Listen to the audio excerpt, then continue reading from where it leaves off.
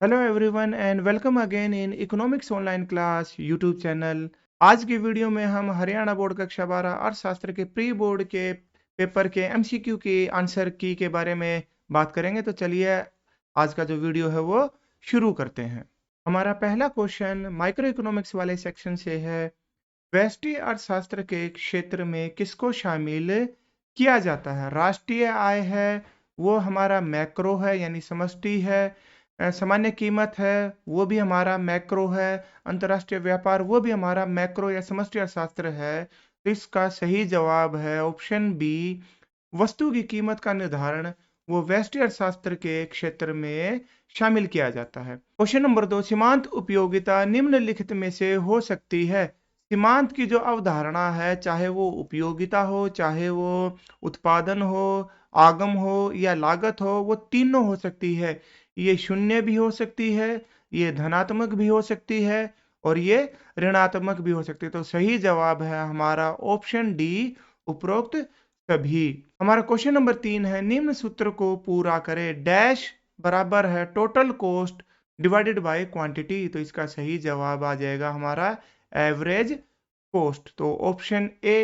Question number 4, पूर्ण प्रतियोगिता बाजार में फर्म होती है। बहुत ही आसान सवाल है। तो पूर्ण प्रतियोगिता बाजार में फर्म है वो कीमत स्वीकारक होती है, प्राइस टेकर होती है। इसे बाजार में जो भी कीमत चल रही होती है उसी कीमत पर ही अपना माल बेचना होता है। क्वेश्चन नंबर 5, प्रतिफल के नियम किस सिद्धांत से संबंधित है? तो हमने पढ़ा हुआ है बढ़ते प्रतिफल के नियम, समान प्रतिफल के नियम और घटते प्रतिफल के नियम। तो ये किससे संबंधित है? ये है हमारे ऑप्शन डी, उत्पादन से संबंधित है। आगे है हमारा क्वेश्चन नंबर 6। इस क्वेश्चन के बारे में हम ऑलरेडी पिछले वीडियो में कई बार चर्चा कर चुके हैं। जो हमारे दो कर्व होते हैं, एक तो हमारा ये पीपीसी उत्पादन संभावना वक्र और एक आईसी तटस्थता वक्र, इंडिफरेंस कर्व। इन दोनों में से एक पेपर में आ ही जाता है। तो उत्पादन संभावना वक्र है उत्पादन के न से नतोदर। तो इसका सही जवाब है हमारा नतोदर। आगे बढ़ते हैं। 7 का है, औसत आगम को डैश भी कहा जाता है। तो औसत आगम को प्राइस वक्र भी कहा जाता है। तो इसका सही जवाब है प्राइस। क्वेश्चन नंबर 8, उत्पादन के शून्य स्तर पर होने वाली लागत डैश के बराबर होती है। भाई हम कोई उत्पादन नहीं कर रहे फिर भी हमारा जो कुछ ना कुछ लागत आ रही है, तो कौन सी लागत होती है? वो होती है हमारी बंधी लागत या फिक्स्ड कॉस्ट। क्वेश्चन नंबर 9, अजर्शन वाले स्टेटमेंट वाले। तो इनका जो ऑप्शन है वो हम कैसे देंगे? हम जवाब देंगे ऑप्शन ए। यदि अभिकथन अजर्शन है और रीजन वो दोनों सही हैं और जो रीजन अभिकथन की सही व्याख्या है। ऑप्शन बी जवाब देंगे यदि अजर्शन भी सही है, रीजन भी सही है, परंतु ये सही व्याख्या नहीं करता। ऑप्शन सी जवाब देंगे यदि हम अजर्शन है वो सही है परंतु रीजन है वो गलत है। और ऑप्शन डी देंगे यदि अभिकथन गलत है परंतु कारण है वो सत्य है। तो सवाल को पढ़ते हैं। क्वेश्चन नंबर 9, वस्तु X और वस्तु Y के सभी प्राप्य संयोग उपभोक्ता की बजट रेखा से नीचे होते हैं। तो ये एक्चुअली हमारी पीपीसी से संबंधित अवधारणा है, उत्पादन संभावना वक्र। तो जो हमारी बजट रेखा है इस पीपीसी के टचिंग में होती है। तो जो प्राप्य संयोग है वो इस के नीचे प्लस इन जो टचिंग बिंदु होते हैं, जो स्पर्श बिंदु होते हैं, उन पर होते हैं। तो हमारी अजर्शन है वो हमारी गलत हो जाती है। यहाँ पे कारण क्या बता रहा है? वस्तु X और वस्तु Y के प्राप्य संयोग बजट रेखा के नीचे और साथ साथ है। ये बात बिल्कुल सही है कि बजट रेखा के नीचे भी होते हैं और इस बजट रेखा के साथ भी होते हैं। तो ये हमारा सही है, यानी अजर्शन गलत है और रीजन सही है। तो हम इसका जवाब देंगे 9 का जवाब देंगे ऑप्शन डी। क्वेश्चन नंबर 10 है, अभिकथन है AFC कभी भी OXX को नहीं छूता। ये स्टेटमेंट है बिल्कुल। तो ये कभी भी OX को नहीं छूता और इसी वजह से इसे रेक्टेंगुलर हाइपरबोला भी बोला जाता है। तो असर्शन है वो हमारी सही है। कारण बता रहा है कि टोटल फिक्स्ड कॉस्ट कभी भी शून्य नहीं हो सकती, तो बात तो ये भी सही है, क्योंकि फिक्स्ड कॉस्ट है कभी भी शून्य नहीं हो सकती। हम चाहे कुछ उत्पादन करें या ना करें, कुछ ना कुछ हमारी बंदी लागत है वो अवश्य होती है। तो आदर्शन ट्रू है, रीजन वो भी ट्रू है, और रीजन है वो सही से एक्सप्लेन कर रहा है, तो हम इसका जवाब देंगे ऑप्शन ए। क्वेश्चन नंबर 11, उत्पादन की हमें इकाइयां दे रखी हैं जिसे हम डिनोट करते हैं क्यू से। कुल लागत हमें दे रखी है, टोटल कॉस्ट 60, 100, 150, 210 और 290। औसत लागत कैसे निकलेगी? औसत लागत निकलेगी हमारी टोटल कॉस्ट को क्वांटिटी से भाग देने पर। तो 60 को 0 से भाग दिया, इन्फिनिटी यहाँ पर आ जाएगा 100, यहाँ पे आ जाएगा 75, यहाँ पे आ जाएगा 70, और यहाँ पे आ जाएगा 72.5। आगे है मार्जिनल कॉस्ट। मार्जिनल कॉस्ट में टी सी एन -1, तो इससे पहले हमारा कुछ भी नहीं है, तो इस पे हम लगाएंगे डैश।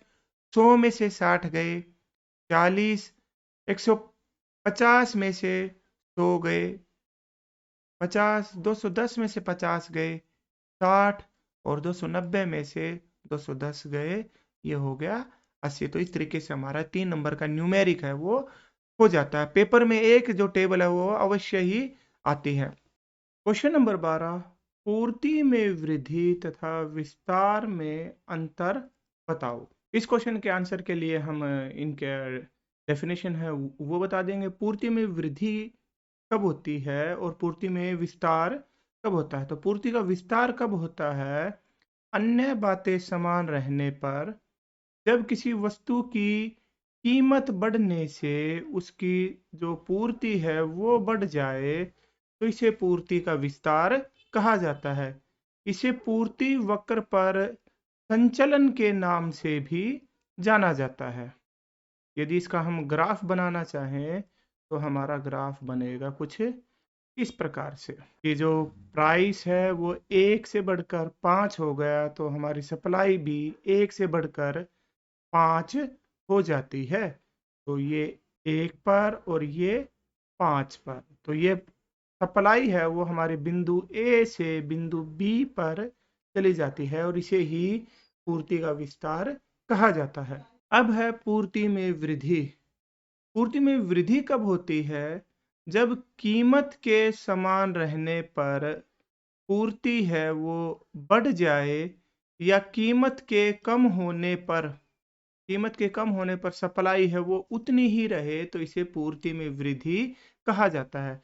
इसका दूसरा नाम है पूर्ति वक्र में खिसकाव, यानी इसमें पूर्ति वक्र है वो खिसक जाता है। ग्राफ के रूप में इसको हम प्रेजेंट करें तो ये जो हमारा पूर्ति वक्र है ये यहाँ से खिसक कर इस तरफ आ जाता है, तो ये है हमारा पूर्ति में वृद्धि।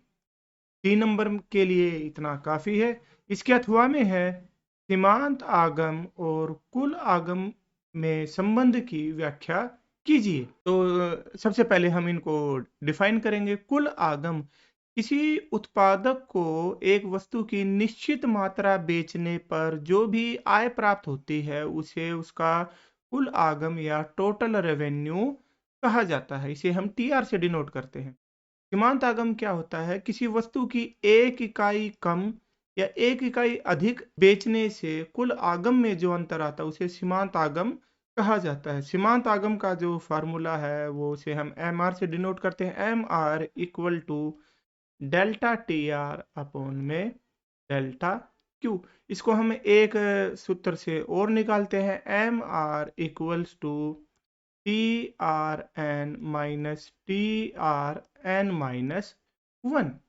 अब आगे बोला कि इनमें संबंध की व्याख्या कीजिए। सीमांत आगम और कुल आगम में संबंध की व्याख्या कीजिए। तो संबंध इसमें 2-3 होते हैं, हम उनको 1 बाय 1 एक्सप्लेन करते हैं।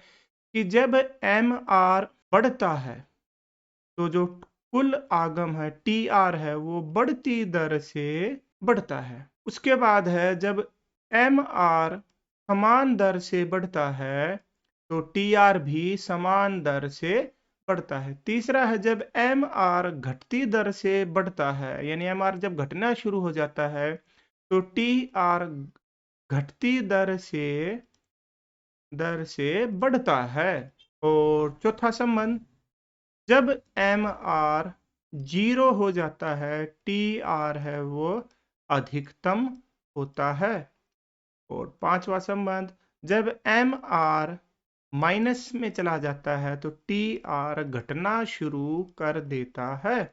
तो ये थे हमारे TR और MR में अंतर। विद्यार्थी इस संबंध को थोड़ा अच्छे से याद कर लेंगे, क्योंकि इस संबंध में कई बार MCQ भी है वो आ जाते हैं। क्वेश्चन नंबर 13, किसी अर्थव्यवस्था की केंद्रीय समस्याएं क्या है, संक्षेप में बताइए। तो सबसे पहले केंद्रीय समस्या को डिफाइन करेंगे। सेंट्रल प्रॉब्लम क्या होती है? फिर कुछ एक ऐसी समस्या होती है जिनका सामना हर अर्थव्यवस्था को करना पड़ता है, उन्हें केंद्रीय समस्याएं कहा जाता है। तो केंद्रीय समस्या 3 प्रकार की होती है। सबसे पहले है क्या उत्पादन किया जाए। सबसे पहले किसी भी अर्थव्यवस्था को यह डिसाइड करना पड़ता है कि किन किन वस्तुओं का उत्पादन किया जाए। अब वस्तुएं पूंजीगत प्रकृति की भी होती हैं और उपभोक्ता वस्तुएं भी होती हैं, युद्धकालीन वस्तुएं या शांतिकालीन वस्तुएं। इस समस्या का दूसरा नाम है चुनाव की समस्या। दूसरी हमारी सेंट्रल प्रॉब्लम है उत्पादन कैसे किया जाए। तो किसी भी अर्थव्यवस्था की जो दूसरी केंद्रीय समस्या है वो ये है कि उत्पादन किस तकनीक का प्रयोग करके किया जाए। उत्पादन की 2 तकनीकें होती हैं। पूंजी प्रधान तकनीक, जिसे हम CIT के नाम से जानते हैं, और श्रम प्रधान तकनीक, जिसे हम LIT के नाम से जानते हैं, लेबर इंटेंसिव टेक्निक। और इस तकनीक का दूसरा नाम है इस समस्या का दूसरा नाम है तकनीक की समस्या। तीसरी हमारी केंद्रीय समस्या होती है उत्पादन किसके लिए किया जाए। इस समस्या का दूसरा नाम है वितरण की समस्या। इस समस्या के अंतर्गत अर्थव्यवस्था को इस सवाल का जवाब ढूंढना पड़ता है कि उत्पादन किसके लिए किया जाए, अमीरों के लिए किया जाए या गरीबों के लिए किया जाए, किसानों के लिए किया जाए या उत्पादकों के लिए किया जाए। तो इस तरीके से हम इसका जवाब दे सकते हैं। 14th क्वेश्चन है, पैमाने के घटते प्रतिफल के नियम से क्या अभिप्राय है, चित्र और तालिका सहित व्याख्या कीजिए। ये सवाल थोड़ा ट्रिकी सा है। इसमें पूछे गए हैं पैमाने के प्रतिफल। आमतौर पर हम कारक के प्रतिफल के रूप में इसका जवाब लिखाते हैं। तो क्वेश्चन में पेपर में भी आप ध्यान दीजिएगा कि हमसे कारक के प्रतिफल पूछा गया है या पैमाने प्रतिफल। पैमाने के प्रतिफल वह दशा होती है जिसमें उत्पादन के सारे कारक हैं वो परिवर्तनशील होते हैं। सभी कारक परिवर्तनशील होते हैं, कोई भी कारक है वो स्थिर नहीं होता। तो ये क्वेश्चन है पैमाने के घटते प्रतिफल के नियम से क्या अभिप्राय है। तो पैमाने के घटते प्रतिफल कब लागू होते हैं? पैमाने के घटते प्रतिफल की दशा वह दशा है जिसमें कारकों में जिस अनुपात में परिवर्तन किया जाए उत्पादन में उतना परिवर्तन नहीं होता है, उससे कम होता है। जैसे हमने कारकों में 20% की वृद्धि करी परंतु उत्पादन में केवल 15% की वृद्धि हुई, तो यह कहलाएगा कारक के घटते प्रतिफल। आगे क्वेश्चन में पूछा है चित्र और तालिका सहित व्याख्या कीजिए। तो कारक के जो घटते प्रतिफल की जो व्याख्या है वो हम ग्राफ से कैसे करेंगे। ग्राफ से, ये ग्राफ 45 डिग्री से न होकर थोड़ा कम का बनता है, तो थोड़ा नीचे की तरफ ज्यादा स्लोप होता है। तो इसकी वजह से जितना यहाँ पर हम दिखाएंगे कारक और इधर दिखाएंगे हम उत्पादन की मात्रा। तो कारकों में यदि इतना परिवर्तन हो तो उत्पादन में उसके मुकाबले कम परिवर्तन होता है। तो कारकों में इतना परिवर्तन हो जबकि उत्पादन केवल इतना बढ़ा। तो ये है हमारे कारक के घटते प्रतिफल। अब इसकी तालिका भी बना दो। तो इसमें हम लिखेंगे फैक्टर्स। जब 0 है तो ये 0 होगा। जब फैक्टर हमने 0 से 10 कर दिए तो उत्पादन है वो हमारा 8 का हुआ। जब फैक्टर हमने बढ़ाकर 20 कर दिए तो जो उत्पादन है वो हमारा केवल 14 का हुआ। तो ये है हमारे कारक के घटते प्रतिफल का नियम। क्वेश्चन नंबर 15 है, पूर्ति में परिवर्तन का संतुलन कीमत पर क्या प्रभाव पड़ता है, चित्र सहित बताइए। तो इसकी व्याख्या कैसे करेंगे? पूर्ति में परिवर्तन का संतुलन कीमत पर प्रभाव मांग के स्थिर रहने पर, मांग के स्थिर रहने पर यदि पूर्ति बढ़ जाती है तो जो इक्विलिब्रियम प्राइस है वो घट जाएगा और जो इक्विलिब्रियम संतुलन जो मात्रा है वो बढ़ जाएगी। इसी तरह मांग के स्थिर रहने पर यदि पूर्ति घट जाती है तो इक्विलिब्रियम प्राइस है वो हमारा बढ़ जाता है और इक्विलिब्रियम क्वांटिटी है वो हमारी घट जाएगी।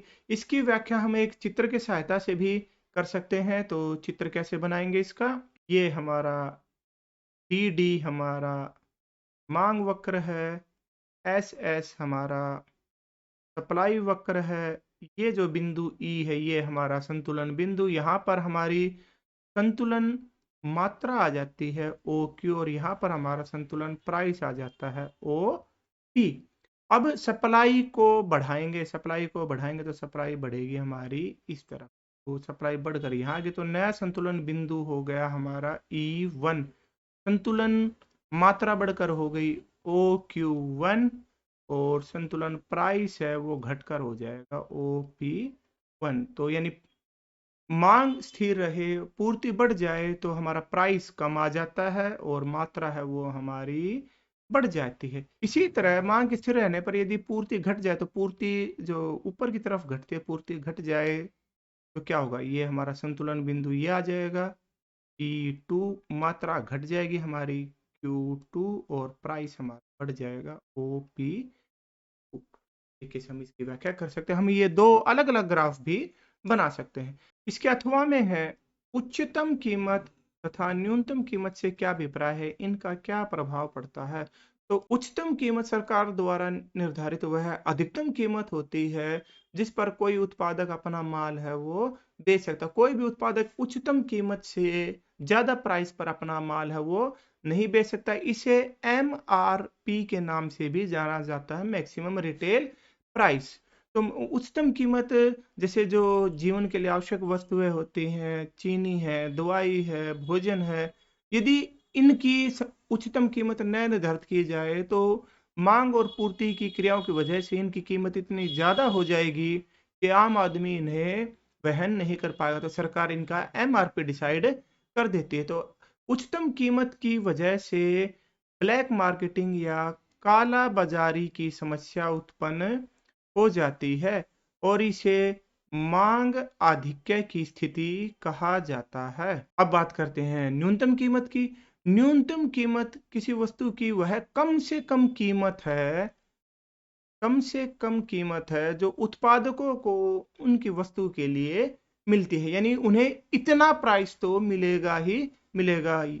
न्यूनतम कीमत है आमतौर पर किसानों को दी जाती है और इसे MSP के नाम से भी जाना जाता है, मिनिमम सपोर्ट प्राइस। तो MSP की वजह से, न्यूनतम कीमत की वजह से पूर्ति आधिक्य की स्थिति उत्पन्न हो सकती है। तो सरकार क्या करती है इससे बचने के लिए? जो किसानों की उपज का अधिकतर भाग है वो खुद खरीद लेती है ताकि उसे उचित मूल्य की जो राशन की डिपो की दुकानें उनके माध्यम से गरीबों को वितरण किया जा सके। क्वेश्चन नंबर 16, मांग की कीमत लोच मापने की कुल व्यय विधि की व्याख्या कीजिए। कुल व्यय विधि का प्रतिपादन डॉक्टर मार्शल ने किया था। इस विधि के अंतर्गत मांग की कीमत लोच को मापने के लिए उस पर किए जाने वाले कुल व्यय को मापा जाता है। यदि कीमत के घटने या बढ़ने से उस पर किए जाने वाला कुल व्यय उतना ही रहता है, स्थिर रहे, तो मांग की जो कीमत लोच है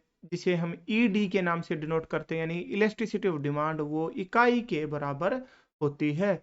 यदि कीमत के घटने से उस पर किए जाने वाला कुल व्यय, टोटल एक्सपेंडिचर है, वो भी घट जाए और कीमत के बढ़ने से उस पर किए जाने वाला टोटल एक्सपेंडिचर वो भी बढ़ जाए, तो ऐसी दशा में जो मांग की कीमत लोच होती है, इलेस्टिसिटी ऑफ डिमांड इकाई से कम होती। तीसरी स्थिति है जब किसी वस्तु का प्राइस बढ़ने से उस पर किए जाने वाला टोटल एक्सपेंडिचर है वो घट जाए और उसका प्राइस घटने से उस पर किए जाने वाला टोटल एक्सपेंडिचर है या कुल व्यय है वो बढ़ जाए, तो ऐसी दशा में इलेक्ट्रिसिटी ऑफ डिमांड है वो इकाई से अधिक होती है। इसका जो ग्राफ है वो कुछ इस प्रकार का होता है। यहाँ ये जो स्थिति है वो दर्शाती है इकाई से कम वाली स्थिति। ये जो स्थिति है यहाँ तक की ये दिखाती है इकाई के बराबर, और ये वाला जो पोर्शन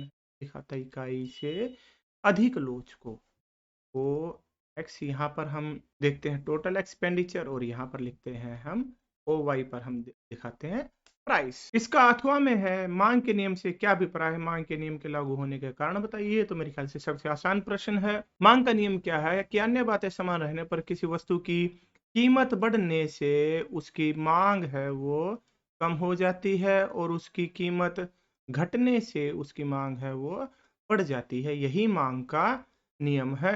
अब इसमें बात करते हैं हम मांग के नियम के लागू होने के कारण बताइए। तो इसके सबसे पहला है घटती सीमांत उपयोगिता का नियम। घटती सीमांत उपयोगिता का नियम, तो जैसे जैसे किसी वस्तु के हम ज्यादा इकाइयों का प्रयोग करते जाते हैं उससे मिलने वाली उपयोगिता है वो कम होती जाती है। तो कोई भी उपभोक्ता उस वस्तु की अतिरिक्त मात्रा तभी खरीदेगा जब उसका प्राइस है वो कम होगा। दूसरा है हमारा आय प्रभाव। किसी जब प्राइस बढ़ती है, किसी वस्तु की कीमत में परिवर्तन होने से उस उपभोक्ता की जो वास्तविक आय है उस पर भी परिवर्तन होता है। यदि कीमतें गिर जाती हैं तो उपभोक्ता की जो खर्च करने योग्य आय है वो बढ़ जाती है। तो इस अतिरिक्त आय को वो अन्य वस्तुओं को खरीदने के लिए प्रयोग करेगा, तो उनकी मांग है वो बढ़ जाएगी। तीसरा है हमारा प्रतिस्थापन प्रभाव। क्या होता है जब दो प्रतिस्थापन वस्तुओं में से यदि एक के प्राइस कम हो जाए तो उपभोक्ता उस वस्तु की ओर ज्यादा आकर्षित हो जाता है, उसकी ज्यादा मात्रा खरीदने लगता है। तो उदाहरण के लिए यदि पेप्सी और कोक में से किसी एक की प्राइस कम हो जाए तो उपभोक्ता उसी का ज्यादा प्रयोग करना शुरू कर देगा। तो इस वजह से भी मांग का नियम लागू हो जाता है। तो चौथा हम इसमें पॉइंट लिख सकते हैं उपभोक्ता समूह का आकार। जब किसी वस्तु की प्राइस है कम हो जाती है, प्राइस कम हो जाती है, तो वो उपभोक्ता भी उस वस्तु को खरीद पाते हैं जो पहले उस वस्तु को खरीद नहीं रहे थे। तो इस वजह से उसकी मांग बढ़ जाती है। इसी तरह कोई वस्तु यदि महंगी हो जाए तो जो उसके ऑलरेडी उपभोक्ता है वो भी उस वस्तु का त्याग कर देते हैं, अर्थात प्राइस बढ़ने से उसकी मांग है वो कम हो जाती है। और पांचवा और जो इम्पोर्टेंट है वो है वैकल्पिक प्रयोग या विभिन्न उपयोग। कि जब कोई वस्तु सस्ती हो जाती है तो उपभोक्ता उस वस्तु का प्रयोग अन्य कार्यों के लिए भी करने लग जाते हैं। उदाहरण के लिए यदि चने हैं वो सस्ते हो जाएं तो उसे मनुष्य के साथ साथ पशुओं के लिए भी प्रयोग कर सकते हैं। इसके विपरीत यदि चना महंगा हो जाता है तो उसे केवल मनुष्य के प्रयोग के लिए ही उसकी मांग है वो की जाएगी। तो इस तरीके से हम इसकी व्याख्या करके 6 नंबर वाला क्वेश्चन है वो कर सकते हैं। क्वेश्चन नंबर 17 है परिवर्ती अनुपातों के नियम की चित्र सहित व्याख्या कीजिए। एक उत्पादक के लिए नियम की किस अवस्था में उत्पादन करना उपयुक्त होगा। इस परिवर्ती अनुपात को हम बढ़ते घटते अनुपात का नियम भी कहते हैं। कारक के बढ़ते प्रतिफल, समान प्रतिफल और घटते प्रतिफल के बारे में पढ़ा था। तो जो आधुनिक अर्थशास्त्री हैं उन्होंने इन तीनों नियमों को अलग अलग पढ़ने की जगह एक साथ ही उसका एक ही सूत्र बना दिया जिसे परिवर्ती अनुपात का नियम कहा जाता है। तो क्या है परिवर्ती अनुपात का नियम?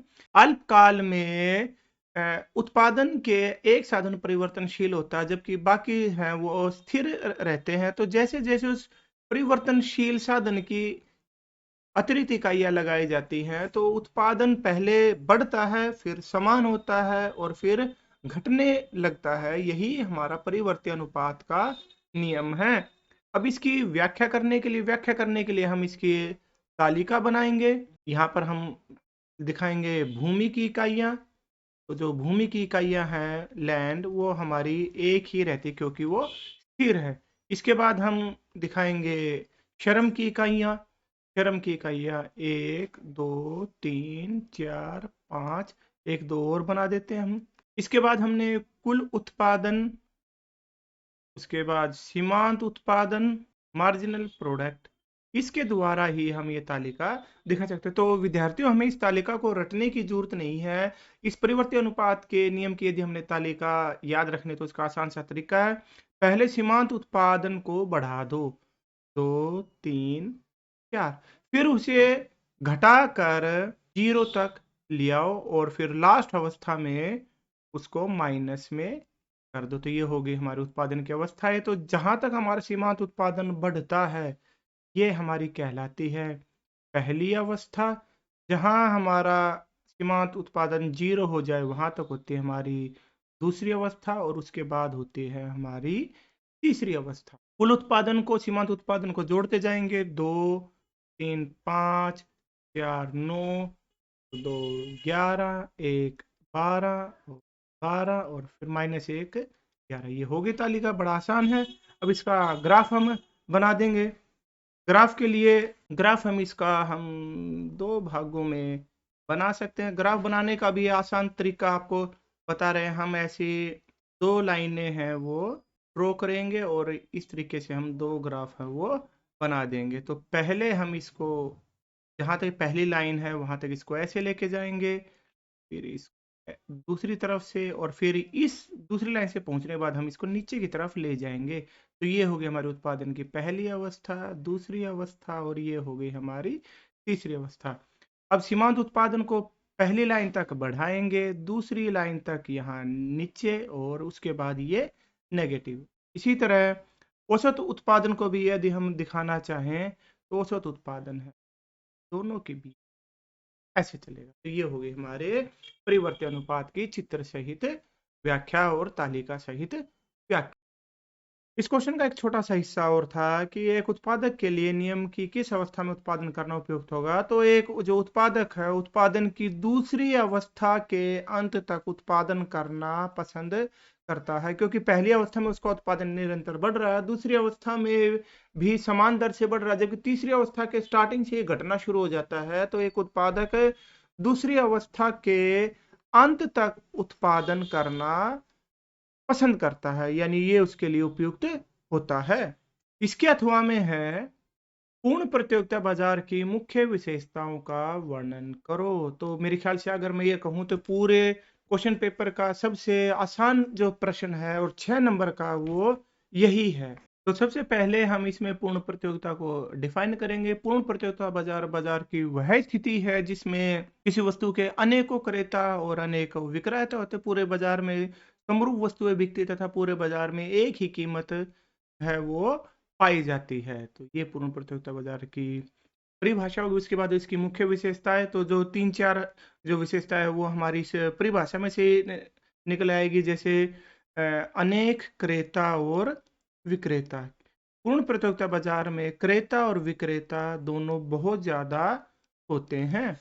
दूसरा है हमारा समरूप वस्तुएं। पूरे बाजार में जो वस्तुएं हैं वो समरूप होती है। किसी भी उत्पादक की जो वस्तु है वो अन्य से रंग, रूप, वजन, क्वालिटी किसी भी रूप में भिन्न नहीं होती, यानी सबकी एक जैसी कीमत, सारी वस्तुओं की जो क्वालिटी है वो एक जैसी होती है। तीसरा है फर्म है, कीमत स्वीकारक होती है। पूर्ण प्रतियोगिता बाजार में फर्म को जो बाजार में प्रचलित जो कीमत है उसी पर अपना माल बेचना पड़ता है, इसीलिए उसे प्राइस टेकर या कीमत स्वीकारक कहा जाता है। चौथा है पूर्ण प्रतियोगिता बाजार में विक्रय लागत है वो नहीं होती। उत्पाद, क्योंकि सारे उत्पादकों की वस्तुएं हैं वो सेम है, तो इसलिए उन्हें ऐसा कोई विज्ञापन करने की जरूरत नहीं होती कि भाई जैसे मेरी वस्तु में ये अच्छी क्वालिटी है वो अच्छी क्वालिटी है। और इसमें हम लिख सकते हैं फर्मों का स्वतंत्र प्रवेश और छोड़ना, क्योंकि पूर्ण प्रतियोगिता बाजार में कितनी ही नई फर्में बाजार में आ सकती हैं, कोई रोक टोक नहीं होती, और कितनी ही फर्में बाजार छोड़कर जा सकती हैं। और इसमें हम लिख सकते हैं कि पूर्ण प्रतियोगिता बाजार में जो प्राइस है वही हमारा AR होता है और वही हमारा MR सीमांत आगम है वो होता है। कुछ एक इसकी और जो स्पेशल विशेषताएं हैं कि साधनों की पूर्ण गतिशीलता होती है, उपभोक्ता को पूर्ण ज्ञान होता है। तो ये कुछ एक इसकी विशेषताएं हम वो लिख सकते हैं, और इस तरीके से हम ये 6 नंबर का जो क्वेश्चन है वो कर सकते हैं। अब हम करते हैं सेक्शन बी, मैक्रो इकोनॉमिक्स के MCQ। शेष विश्व क्षेत्र वह कहलाता है जो, शेष विश्व को हम बोलते हैं रेस्ट ऑफ वर्ल्ड। तो शेष विश्व क्या काम करता है, जो आयात और निर्यात करता है। उत्पादन है वो उत्पादक क्षेत्र करता है। उपभोग हाउस होल्ड सेक्टर है वो उपभोग करता है। मुद्रा उधार कौन देता है? जो मुद्रा बाजार है, जो वित्तीय संस्थाएं होती हैं वो उधार देती, मनी मार्केट। तो रेस्ट ऑफ वर्ल्ड क्या करता है? आयात और निर्यात करता है। क्वेश्चन नंबर 19, निम्नलिखित में से किसे अंतिम उपभोग व्यय में शामिल नहीं किया जाता? निजी अंतिम उपभोग व्यय इसे शामिल किया जाता है। सरकारी अंतिम उपभोग व्यय इसे भी शामिल किया जाता है। निर्माण पर व्यय ये इसे हम शामिल नहीं करते क्योंकि वो निजी या सरकारी में ऑलरेडी इंक्लूडेड है। तो इसका सही जवाब है हमारा ऑप्शन सी, निर्माण पर व्यय। क्वेश्चन नंबर 20, राष्ट्रीय आय में से सवाल आता ही है हमारा। निम्नलिखित में से किसे राष्ट्रीय आय में शामिल नहीं किया जाता? पुराने मकान की बिक्री को नहीं शामिल करते, एक गृहिणी की सेवाओं को भी शामिल नहीं करते, हस्तांतरण भुगतान जैसे छात्रवृत्ति है, बुढ़ापा पेंशन है, इसे भी हम शामिल नहीं करते। तो हमारा सही जवाब हो गया ऑप्शन डी, उपरोक्त सभी। आगे बढ़ते हैं। क्वेश्चन नंबर 21, निम्नलिखित में से कौन सा सही है? एनडीपी एमपी में से बराबर है जीएनपी मार्केट प्राइस माइनस मूल्यह्रास या डेप्रिसिएशन। तो यदि इसमें से हम डेप्रिसिएशन घटा दे तो हमारे पास आएगा एनएनपी मार्केट प्राइस। तो ये तो इसके बराबर नहीं है, तो ये ऑप्शन गलत। एनएनपी फैक्टर प्राइस बराबर है जीएनपी मार्केट प्राइस बाजार मूल्य पर, और उसमें हम विदेशों से प्राप्त शुद्ध कारक एनफिया जोड़ दें तो ये भी गलत हो गई। ऑप्शन सी देखते हैं। अगला है हमारा जीएनपी बराबर है जीडीपी प्लस निवल अप्रत्यक्ष कर। यदि हम जीडीपी में एनआईटी जोड़ दें तो हमें जीएनपी प्राप्त नहीं होगा। जीडीपी से जीएनपी प्राप्त करने के लिए हमें इसमें एनफिया जोड़ना होता है, तो इसलिए ये ऑप्शन है गलत हो गई। Option D, GDP factor price बराबर है GDP market price minus NIT, ये बिल्कुल सही है। तो क्वेश्चन नंबर 21 का सही जवाब है ऑप्शन डी। क्वेश्चन नंबर 22, निम्नलिखित में से कौन सी गैर राजस्व प्राप्ति नहीं है? तो इसका सही जवाब है हमारा ऑप्शन डी, आयकर। बाकी ये जो क्वेश्चन है थोड़ा सा डाउटफुल है, इसको हम होल्ड पर रखते हैं। क्वेश्चन नंबर 23, भारत में नोट जारी करने का एकाधिकार किसके पास है? रिजर्व बैंक ऑफ इंडिया के पास, आरबीआई के पास। क्वेश्चन नंबर 24, अवितरित लाभ डैश का एक भाग होता है, तो किसका भाग होता है? ये लाभ का ही एक भाग होता है। क्वेश्चन नंबर 25, यदि सीमांत उपभोग प्रवृत्ति एमपीसी 0.5 है तो गुणक क्या होगा? हमें पता गुणक का फार्मूला क्या होता है, के बराबर है 1/1 माइनस एमपीसी। तो वैल्यू पुट कर देंगे, 1 माइनस में 0.5 तो 1 अपॉन में 0.5, तो उत्तर आ जाएगा इसका 2। तो करेक्ट आंसर है हमारा 2। मल्टीप्लायर की वैल्यू कितनी हो जाएगी? 2। क्वेश्चन नंबर 26 और 27 फिर से हमारे आदर्शन वाले। भारत का केंद्रीय बैंक भारतीय रिजर्व बैंक है, तो आदर्शन बिल्कुल सही है। रीजन है भारत में रिजर्व बैंक राजकोषीय नीति का संचालक है, ये गलत हो जाता है। ये हमारी फिस्कल पॉलिसी को नहीं देखता, बल्कि ये हमारी मौद्रिक नीति या मॉनेटरी पॉलिसी का संचालक या कंट्रोलर होता। तो अजर्शन सही, कारण गलत। तो इसका सही जवाब हो जाएगा ऑप्शन सी। तो 26 का आंसर हो गया हमारा ऑप्शन सी। उसके बाद है हमारा लास्ट क्वेश्चन एमसीक्यू में, क्वेश्चन नंबर 27, अभिकथन सरकार को राजस्व घाटा रोकने के लिए सब्सिडी कम करनी चाहिए। बिल्कुल सही, क्योंकि सब्सिडी के रूप में जो अमाउंट दिया जाता है वो सरकार का राजस्व व्यय माना जाता है। एलपीजी सिलेंडर पर सब्सिडी देना एक राजस्व व्यय का एक हिस्सा है, तो ये बात भी बिल्कुल सही है और इसको ये सही एक्सप्लेन करे। तो इसका जवाब देंगे हम ऑप्शन ए कि अजर्शन सही, रीजन सही, और जो रीजन है अजर्शन की सही व्याख्या कर रहा है। क्वेश्चन नंबर 28, समग्र मांग और समग्र पूर्ति की सहायता से आय तथा रोजगार के संतुलन स्तर के निर्धारण की व्याख्या कीजिए। इसका जवाब में हम लिख सकते हैं कि आय तथा रोजगार का संतुलन का निर्धारण उस स्थिति में होता है जहां पर समग्र मांग यानी कि एडी एग्रीगेट डिमांड और समग्र पूर्ति यानी कि एएस है वो एक दूसरे के बराबर हैं, वो हो जाती हैं। समग्र मांग और समग्र पूर्ति की परिभाषाएं हैं वो आप ऑलरेडी जानते हैं, तो हम केवल ये हमें 3 नंबर का है तो इसी के हिसाब से हम लिखेंगे, तो ज़्यादा डेफिनेशन वगैरह लिखने की जरूरत हमें नहीं है। तो हम केवल इतना लिख सकते हैं कि आय तथा रोजगार के संतुलन स्तर का निर्धारण वहां होगा जहां एडी इक्वल्स टू एएस। इसे हम निम्न तालिका की सहायता से दिखा सकते हैं कि भी जैसे जो रोजगार का स्तर है उसको, और हमारी एडी और ये हमारी एएस। तो रोजगार का स्तर 0, 10, 20, 30, 40, 50। एडी एडी है वो हमारी जीरो स्तर पर भी हमारी कुछ ना कुछ डिमांड रहती है, तो इसको हम लिख सकते हैं जैसे 20, 25, 30, 35, 40 और 45। एएस जैसे जैसे हमारा आय तथा रोजगार बढ़ता जाएगा एएस भी हमारी बढ़ती जाएगी, तो ये हो जाएगी हमारी 0, 10, 20, 30, 40 और 50। तो समग्र मांग और समग्र पूर्ति जहां बराबर हो जाती है वही हमारा संतुलन का जो बिंदु है वो निर्धारित हो जाता है। इसको हम ग्राफ की सहायता से भी दिखा सकते हैं। ग्राफ में हम इसको ऐसे दिखाएंगे, ये हमारा एएस कर्व जो कि 45 डिग्री का कोण बनाता है, ये हमारा एडी कर्व जहां एक दूसरे को काटते हुए वो हमारा संतुलन बिंदु निर्धारित हो जाता है। इसके अथवा में है प्रेरित निवेश व स्वचालित निवेश में अंतर स्पष्ट कीजिए।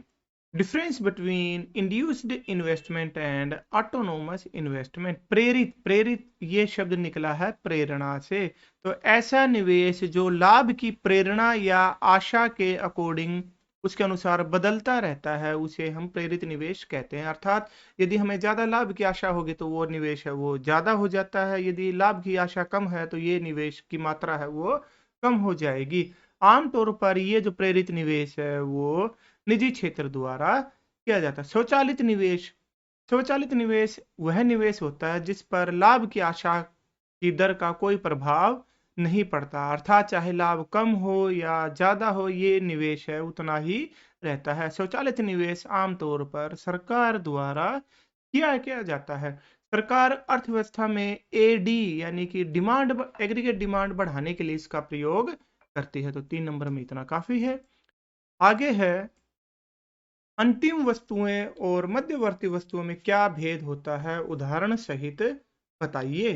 तो ये अंतर काफी महत्वपूर्ण है, कई बार पेपर में आ ही जाता है। तो मध्यवर्ती वस्तुएं वे वस्तुएं होती है जिन्हें उत्पादन की सीमा रेखा को पार नहीं किया है और ये अभी अपने अंतिम उपभोक्ता के प्रयोग के लिए तैयार नहीं होती, जबकि अंतिम वस्तुएं वे वस्तु होती है जिन्हें उत्पादन के सभी चरणों को पार कर लिया है और ये अपने उपभोग के लिए तैयार होती है। अब इनमें कुछ एक अंतर भी बता दो। जो मध्यवर्ती वस्तुएं हैं इनका प्रयोग अन्य वस्तुओं के उत्पादन में ये प्रयोग हो जाते हैं, जैसे मिठाई बनाने के लिए दूध, शर्ट बनाने के लिए कपड़ा, धागा, बटन इत्यादि, ये सारे मध्यवर्ती वस्तुओं के उदाहरण हैं। अंतिम वस्तुएं वो होती हैं जो अपने उपभोक्ता के लिए उसके उपभोग के लिए तैयार होती हैं।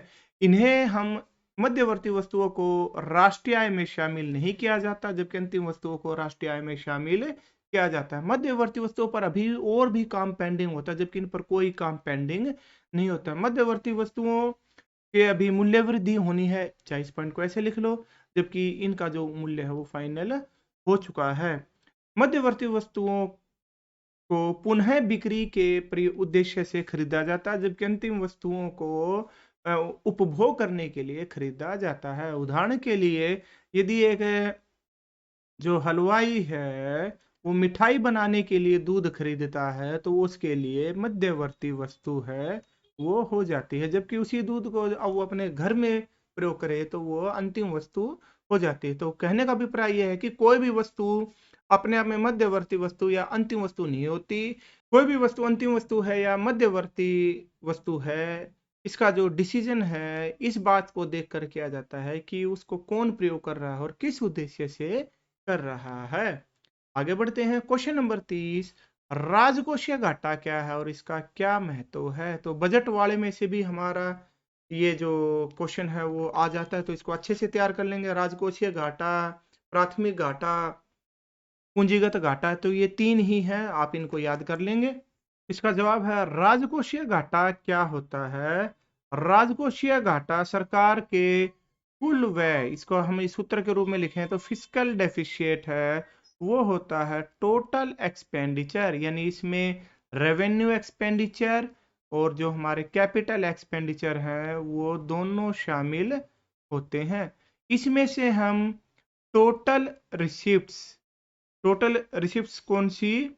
इसमें जो रेवेन्यू रिसिप्ट्स होती हैं प्लस कैपिटल रिसिप्ट्स होती है, इसमें केवल एक चीज को नहीं लिया जाता, उधार को छोड़कर।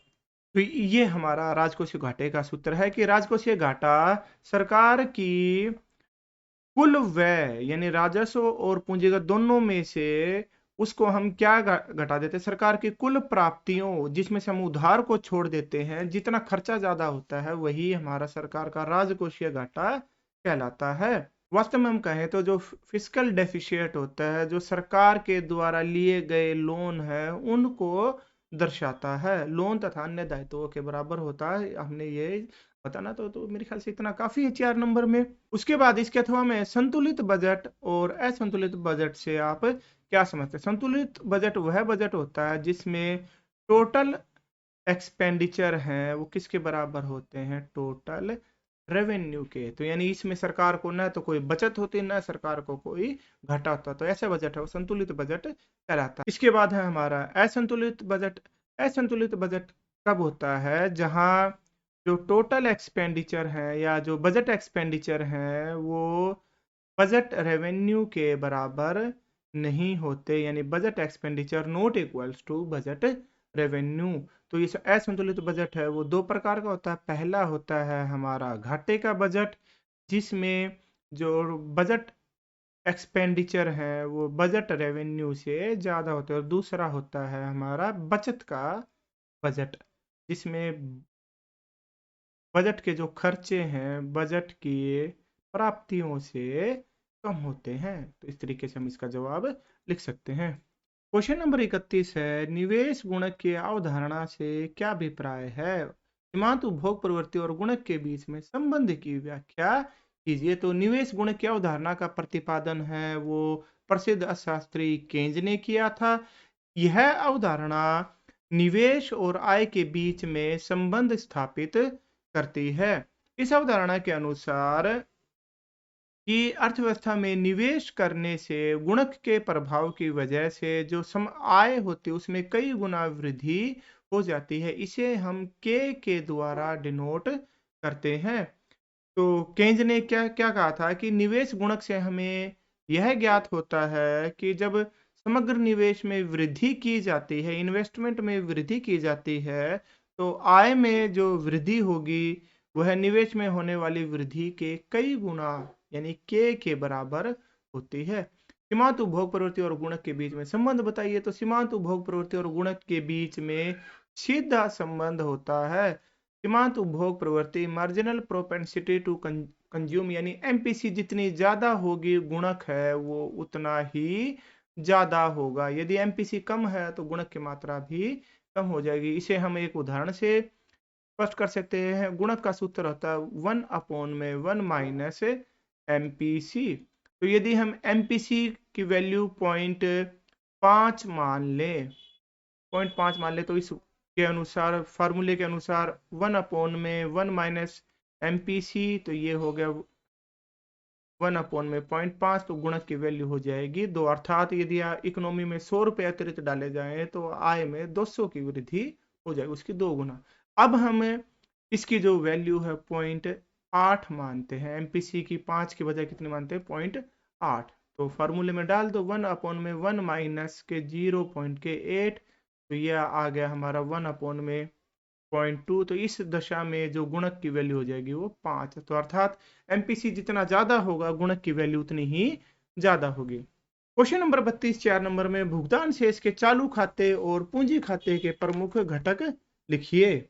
भुगतान शेष के जो बैलेंस ऑफ पेमेंट के जो हमारे चालू खाते के जो घटक होते हैं करंट अकाउंट के, तो इसके हमारे 3 घटक होते हैं। सबसे पहला होता है हमारा दृश्य मदें यानी कि वस्तुएं। दूसरा होता है हमारा अदृश्य मदें यानी कि सेवाएं। तीसरा होता है हमारा एक पक्षीय हस्तांतरण यूनिलेटरल ट्रांसफर। और जो पूंजी खाता होता है, जो कैपिटल अकाउंट होता है, उसकी मदें कौन कौन सी होती हैं? पूंजी खाते में हम सबसे पहले शामिल करते हैं सरकारी सौदे। फिर इसके अलावा हम जोड़ते हैं निजी क्षेत्र द्वारा किए गए सौदे।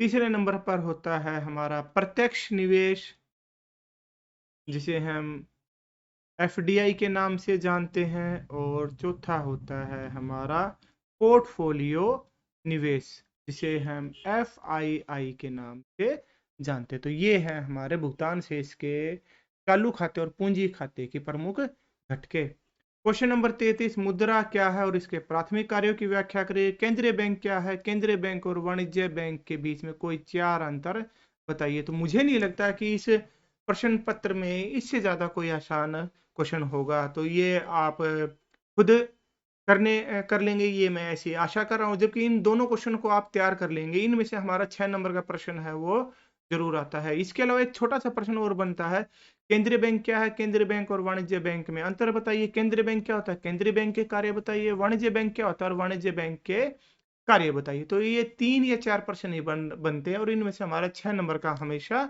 आता है। एक बहुत ही जल्द हम एक ऐसा वीडियो बनाएंगे जिसमें हमारे जो 6 नंबर वाले जो क्वेश्चन हैं पूरी किताब में से, उनके बारे में हम बताएंगे। और क्वेश्चन नंबर 34, राष्ट्रीय आय को मापने की मूल्य वृद्धि विधि की व्याख्या करो। तो राष्ट्रीय आय में से 3 विधियों में से हमारी एक विधि अवश्य आती ही है, तो इसको भी हम तैयार कर लेंगे। तो हमारे 6 नंबर है ये भी हम सिक्योर कर लेंगे। तो थोड़ा सा बता देते हैं कि इस क्वेश्चन को हम कैसे करेंगे। तो सबसे पहले हम चाहे जो भी विधि है उसकी परिभाषा बताएंगे कि जो मूल्य वृद्धि विधि है, इस विधि के अंतर्गत राष्ट्रीय आय का अनुमान लगाने के लिए हर क्षेत्र द्वारा की गई मूल्य वृद्धि का को जोड़कर हम राष्ट्रीय आय का अनुमान है वो लगाते हैं। इस विधि का जो दूसरा नाम है वो उत्पाद विधि या औद्योगिक उद्गम विधि या निवल उत्पाद विधि भी कहा जाता है। तो इस विधि का जो फार्मूला होता है वो क्या होता है?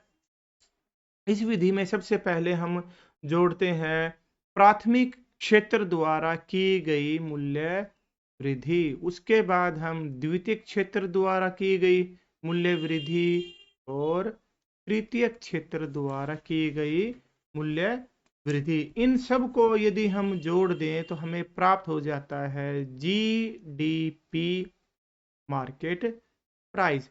और जबकि राष्ट्रीय आय का अर्थ है एनएनपी फैक्टर प्राइस। तो इसको यहाँ तक यहाँ लाकर हम मूल्य राष्ट्रीय आय का अनुमान लगाते हैं। तो इसमें सबसे पहले हम डेप्रिसिएशन घटाकर इसे ग्रोस से नेट में कन्वर्ट करते हैं। फिर उसमें एनफिया यानी कि विदेशों से प्राप्त कारक आय जोड़कर डोमेस्टिक से नेशनल में कन्वर्ट करते हैं। और फिर उसमें हम एनआईटी नेट इनडायरेक्ट टैक्स घटाकर इसे फैक्टर कॉस्ट पर ले आते हैं। तो ये हमारी क्या आ जाती है? राष्ट्रीय आय। तो तीनों विधियों के हम जो क्वेश्चन आएगा इसमें हम इनकी कुछ एक सावधानियां भी अ, रखते लिखेंगे, तभी हमारा ये 6 नंबर का क्वेश्चन है वो कवर होगा भाई। जैसे पुराने वस्तुओं की जो खरीद बिक्री को इसमें शामिल नहीं करते, जो गैर कानूनी वस्तुएं होते हैं उनको हम शामिल नहीं करते। तीसरा जो इसमें हम लिख सकते हैं, मध्यवर्ती वस्तुओं को इसमें शामिल नहीं किया जा सकता। दोहरी गणना से हमें इसमें बचना चाहिए। तो इस तरीके से हम ये इस क्वेश्चन को बड़ी आसानी से कर सकते हैं। और जो इसका जो न्यूमेरिक है, अब है इसका अथवा में हमारा न्यूमेरिक, तो इसको सोल्व करते हैं। तो क्वेश्चन है calculate GNP market price by income method and expenditure method. तो इसका सॉल्यूशन करते हैं। प्यारे विद्यार्थियों, आपको ध्यान होगा जो हमारा एक्सपेंडिचर मेथड होता है उसकी जो स्टार्टिंग कैलकुलेशन होती है उससे हमारा निकलता है जीडीपी मार्केट प्राइस। इसका फॉर्मूला क्या होता है?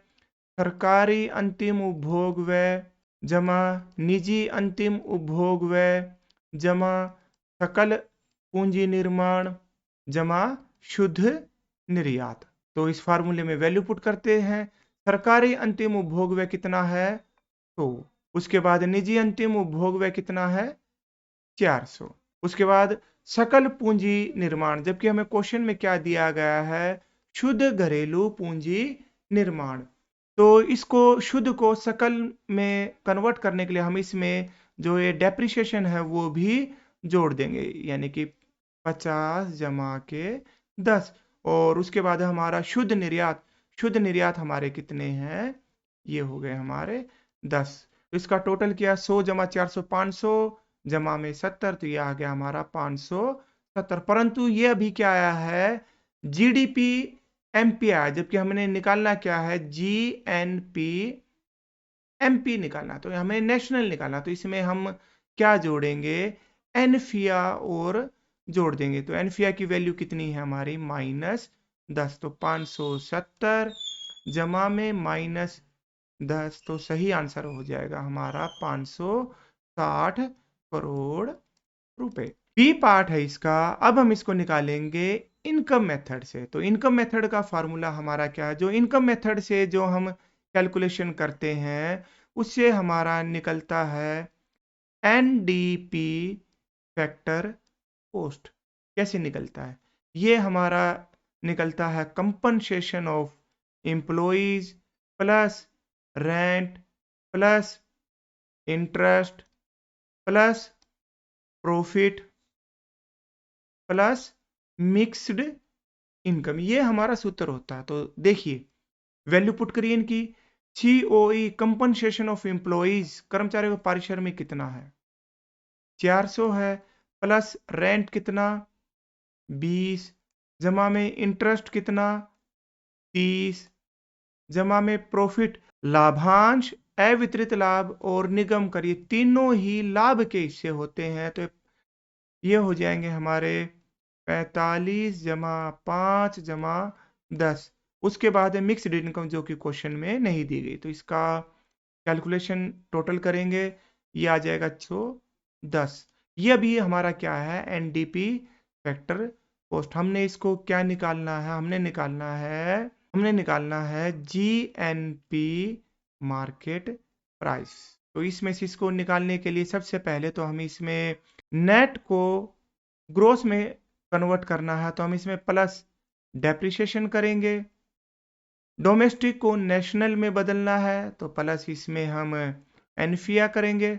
और उसके बाद फैक्टर कॉस्ट को मार्केट प्राइस पर लाना है, तो प्लस इसमें हम एनआईटी करेंगे, नेट इनडायरेक्ट टैक्स, जो कि होती है हमारी इनडायरेक्ट टैक्स माइनस सब्सिडी। तो 510 जमा में डेप्रिसिएशन कितना है, अचल पूंजी का उपभोग 10 जमा एनफिया कितना है हमारा -10 जमा में एनआईटी, वो क्या होती है हमारी इनडायरेक्ट टैक्स माइनस आर्थिक सहायता। तो ये हो गए हमारे इनडायरेक्ट टैक्स 70 माइनस में 30।